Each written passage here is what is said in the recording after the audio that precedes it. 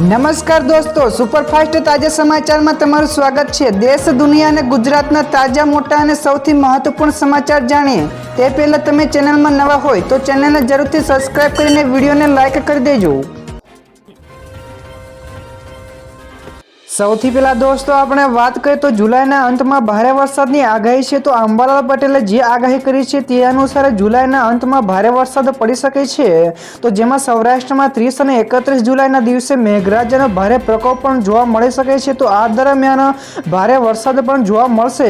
તો દક્ષિણ ગુજરાતમાં પણ ભારેથી અતિભારે વરસાદ રહી શકે છે। તો કેટલાક ભાગોમાં 8 થી લઈને 10 ઇંચ સુધીનો જેટલો વરસાદ પણ જોવા મળશે। તો ઉપસાગરમાં વરસાદની સિસ્ટમ બનતા ભારે વરસાદની આગાહી કરી છે।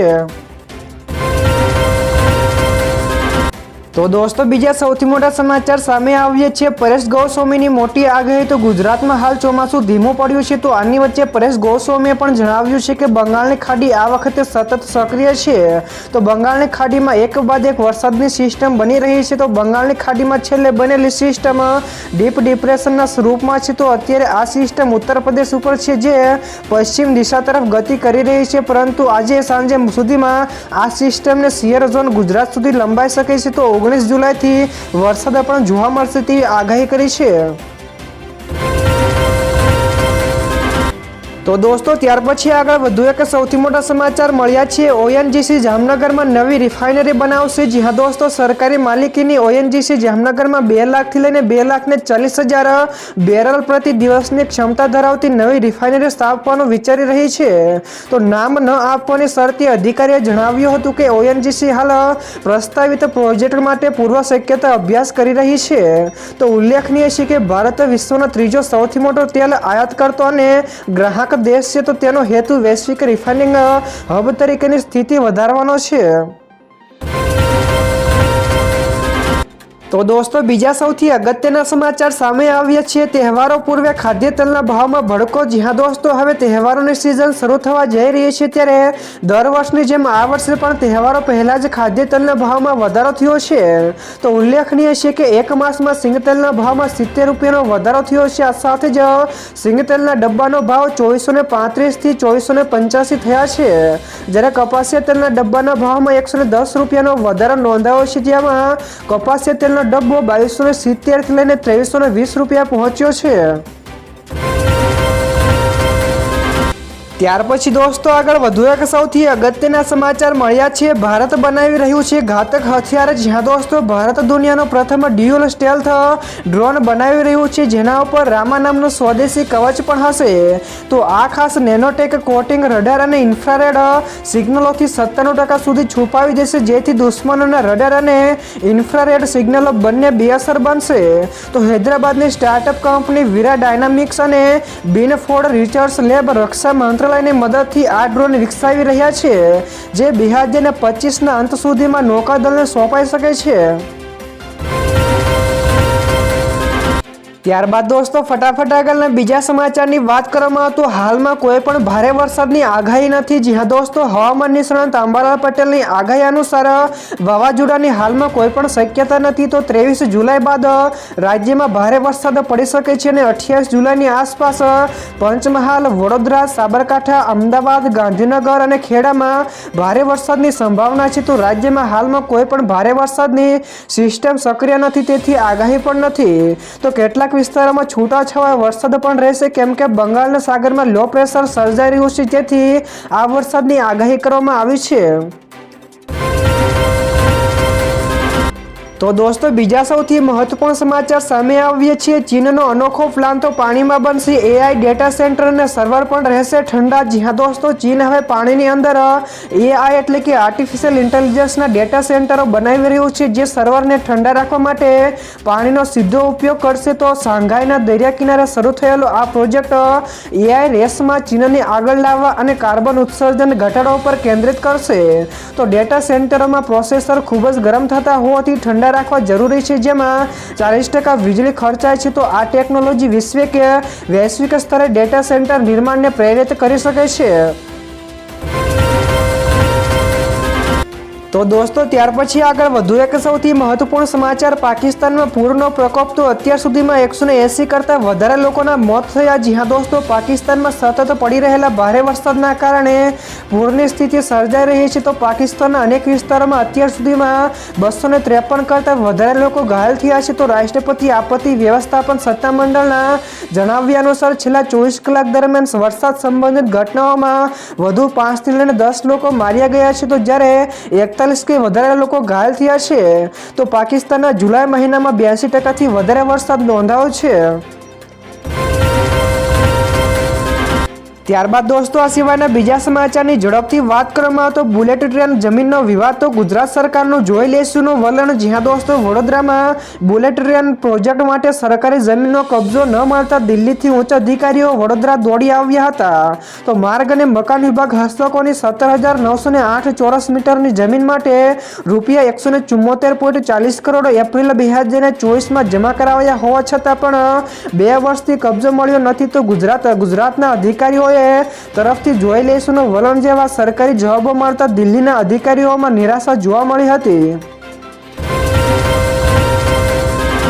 તો દોસ્તો બીજા સૌથી મોટા સમાચાર સામે આવ્યા છે. રાજકોટમાં જન્માષ્ટમીના મેળા અંગે એસઓપી જાહેર કરાઈ. જી હા દોસ્તો, રાજકોટમાં લોકમેળાને લઈને મોટા સમાચાર સામે આવ્યા છે. જેમાં ગુજરાત સરકાર દ્વારા મેળાને લઈને એસઓપી પણ જાહેર કરવામાં આવી છે. જેમાં રાજકોટ જન્માષ્ટમી લોકમેળામાં આરસીસી ફાઉન્ડેશન ફરજિયાત રાખવામાંથી મુક્તિ આપવામાં આવી છે.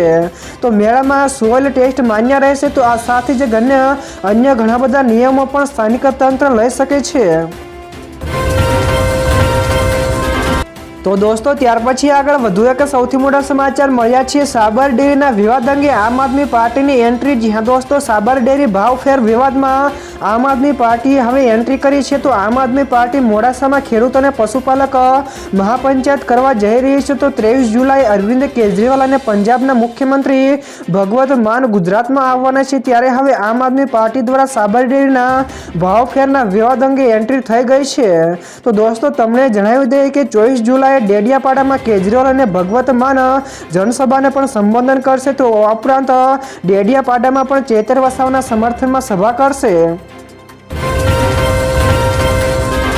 તો દોસ્તો બીજા સૌથી અગત્યના સમાચાર સામે આવ્યા છે. આતિશીએ ભાજપ પર લગાવ્યા આરોપો. જી હા દોસ્તો, દિલ્હીમાં ઈડી દ્વારા ટૂંક સમયમાં આમ આદમી પાર્ટીના નેતા અને ભૂતપૂર્વ આરોગ્ય પ્રધાન સૌરભ ભારદ્વાજ તેમજ સત્યેન્દ્ર જૈનની પૂછપરછ કરી શકે છે. તો આ મુદ્દે આતિશીએ કહ્યું કે ભાજપે આમ આદમી પાર્ટીના નેતાઓ વિરુદ્ધ આ તપાસ એટલા માટે શરૂ કરી છે કારણ કે વિસાવદરમાં પેટા ચૂંટણીમાં આમ આદમી પાર્ટીને શાનદાર જીત મળી છે. તો પાર્ટીની લોકપ્રિયતા ગુજરાતમાં ઝડપથી વધી રહી છે, જેનાથી ભાજપ ડરી ગયું છે. તો ફરી એકવાર ખોટા મામલામાં કેસ દાખલ કરવાનું શરૂ કર્યું છે. તો તેમણે વિશેષમાં કહ્યું કે અમે ડરવાના નથી. ત્યાર પછી દોસ્તો આગળ વધુ એક સૌથી અગત્યના સમાચાર મળ્યા છે. 15 ઓગસ્ટ બાદ ભાજપના પ્રમુખોની જાહેરાતની સંભાવના છે. જી હા દોસ્તો, 15 ઓગસ્ટ બાદ ભાજપ નવા રાષ્ટ્રીય અધ્યક્ષોની જાહેરાત કરશે. તો આરએસએસના સૂચન અનુસાર સંગઠનાત્મક અનુભવ અને નિષ્પક્ષ છબી ધરાવતા નેતાઓને પસંદ કરાશે. તો રેસમાં ધર્મેન્દ્ર પ્રધાન, ભૂપેન્દ્ર યાદવ, શિવરાજસિંહ ચૌહાણ અને બીડી શર્માના નામ છે. તો આમાંથી કોઈ પણ એક નામ સાથે સહમતિ થયા બાદ સત્તાવાર રીતે જાહેરાત થશે. ત્યારબાદ દોસ્તો ફટાફટ આગળના બીજા સમાચારની વાત કરવામાં તો ભારતનો નાટોના ચીફને જવાબ. તો ડબલ સ્ટાન્ડર્ડ ન અપનાવો. જ્યાં દોસ્તો ભારતે ગઈકાલે નાટોના ચીફ માર્ક રૂટને રશિયા સાથે વેપાર કરતા દેશો ઉપર 100% ટેરિફ લગાડવાની ધમકીને ફગાવી દીધી છે. તો વિદેશ મંત્રાલયના પ્રવક્તા રણધીર જાયસવાલે પણ જણાવ્યું હતું કે ભારતની સર્વોચ્ચ પ્રાથમિકતા દેશની ઉર્જા જરૂરિયાતો સુરક્ષિત કરવાની છે. તો તેમણે પશ્ચિમી દેશોને બેવડા માપદંડ ન અપનાવવાની પણ ચેતવણી આપી છે. તો ભારપૂર્વક કહ્યું છે કે ભારત બજારમાં ઉપલબ્ધ સંસાધનોના અને વૈશ્વિક સ્થિતિઓના આધારે નિર્ણય લે. તો દોસ્તો બીજા સૌથી મહત્વપૂર્ણ સમાચાર સામે આવ્યા છે. વલસાડને મળ્યું વંદે ભારતનું સ્ટોપેજ. જી હા દોસ્તો, વલસાડના રેલવે મુસાફરો માટે સારા સમાચાર છે. તો વલસાડ જિલ્લાને રેલવે તરફથી નવી ભેટ મળી છે, જેમાં વલસાડ રેલવે સ્ટેશનને વંદે ભારત ટ્રેનનું સ્ટોપેજ મળ્યું છે. તો વંદે ભારતનું સ્ટોપેજ મળતા વલસાડના સાંસદ ધવલ પટેલ ખુશ થયા છે. તો આ માંગ સ્વીકારવામાં આવતા હવે વલસાડ અને વાપી બદલાશે તેવી આશા છે. તો સાંસદ ધવલ પટેલે પીએમ મોદી અને રેલવે મંત્રાલયનો આભાર પણ માન્યો હતો. તો દોસ્તો ત્યાર પછી આગળ વધુ એક સૌથી મહત્વપૂર્ણ સમાચાર હવે આ મામલે પણ ગુજરાત અગ્રેસર છે. જી હા દોસ્તો, કેદીઓના વિડીયો કોન્ફરન્સિંગના માધ્યમથી કોર્ટમાં રજૂ કરવામાં ગુજરાત અગ્રેસર રહ્યું છે. તો રાજ્યમાં 23 unit software based video conferencing system છે. તો આ સાથે જ રાજ્યની જેલોમાં હાલ કુલ 83 જેટલા વિડીયો કોન્ફરન્સિંગ સિસ્ટમ કાર્યરત છે. તો 6 મહિનામાં 53,672 કેદીઓને વિડીયો કોન્ફરન્સિંગના માધ્યમથી સંબંધિત નામદાર કોર્ટમાં રજૂ કરવામાં આવ્યા હતા. તો આનાથી પોલીસ વિભાગમાં માનવ સંસાધનો અને સમય તેમજ નાણાકીય બચત પણ થઈ રહી છે. ભારતે કર્યું 2 બેલેસ્ટિક મિસાઇલોનું સફળ પરીક્ષણ. જ્યાં દોસ્તો ભારતે પરમાણુ શસ્ત્રો વહન કરવામાં સક્ષમ ટૂંકા અંતરની બેલેસ્ટિક મિસાઇલ પૃથ્વી-2 અને અગ્નિ-1નું સફળતાપૂર્વક પરીક્ષણ કર્યું છે. તો સંરક્ષણ મંત્રાલયના જણાવ્યા અનુસાર આ પરીક્ષણ ઓડિશાના ઇન્ટિગ્રેટેડ ટેસ્ટ રેન્જથી કરાયું હતું. તો પૃથ્વી-2 મિસાઇલનું રેન્જ લગભગ 350 કિલોમીટર છે અને તે 500 કિલોગ્રામ સુધીનો પેલોડ વહન કરવામાં સક્ષમ છે.